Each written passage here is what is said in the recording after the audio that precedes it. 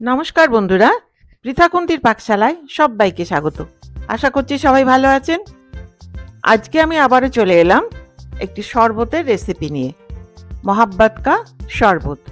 এটা ওল্ড দিল্লির একটা ফেমাস স্ট্রিট ফুড। তাহলে চলুন আর দেরি না করে দেখিয়ে দিই এই শরবতটা আমি কি করে করলাম। তাহলে চলুন শুরু করি। এখানে আছে একটা বড় সাইজের তরমুজের হাফ পোর্শন।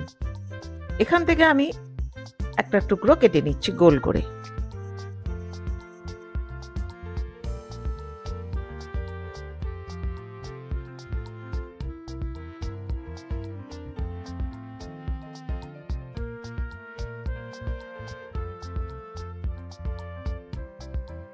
এবারে এটা কেটে নিয়ে খুব ছোট ছোট টুকরো করে নেব আর বীজগুলোও ফেলে দেবো।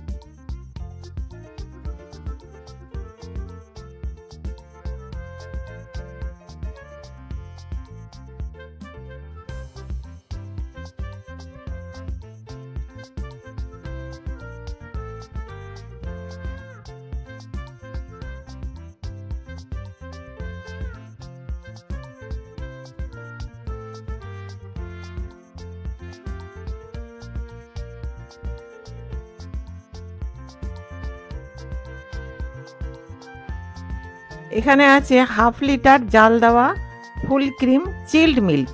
দিয়ে দিলাম 2 চা চামচ গুঁড়ো চিনি, দিয়ে এটা খুব ভালো করে মিশিয়ে নেব। দিয়ে দিলাম 14টা আইস কিউব। কেউ চাইলে আর একটু বেশিও দিতে পারে। একটু নেড়ে নিলাম। এবারে দিয়ে দিচ্ছি 3 টেবিল চামচ রোজ সিরাপ। দেখিয়ে দিচ্ছি, এরকম বোতলেই বাজারে কিনতে পাওয়া যায়। এর গন্ধটাই আলাদা, সুন্দর একটা গোলাপের গন্ধ বেরোয়। এটা দিয়ে মিশিয়ে নেব। যে পরিমাণে আমি করলাম, দুধ দিলাম, এতে 3 গ্লাস শরবত হবে। রোজ সিরাপটা দিয়ে খুব ভালো করে মিশিয়ে নিলাম। এবারে দিয়ে দিলাম তরমুজের টুকরোগুলো। যার যেমন পছন্দ হবে সে ততটাই দেবে, নিজেদের স্বাদ অনুযায়ী। দিয়ে একটু নেড়ে নিলাম। এটা খুব সিম্পল। এর গন্ধটার জন্য আর ঠান্ডার জন্যই এই গরমের মধ্যে খেতে খুব ভালো লাগে। এইবারে আমি গ্লাসের মধ্যে তুলে নিচ্ছি।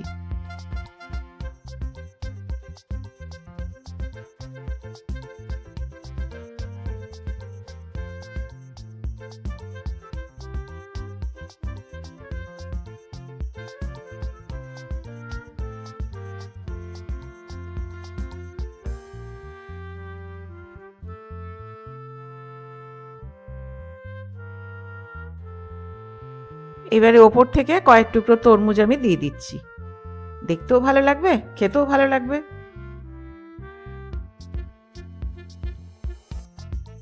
এইটা একটা সিম্পল আর গরমে অত্যন্ত রিফ্রেশিং একটা ড্রিঙ্ক।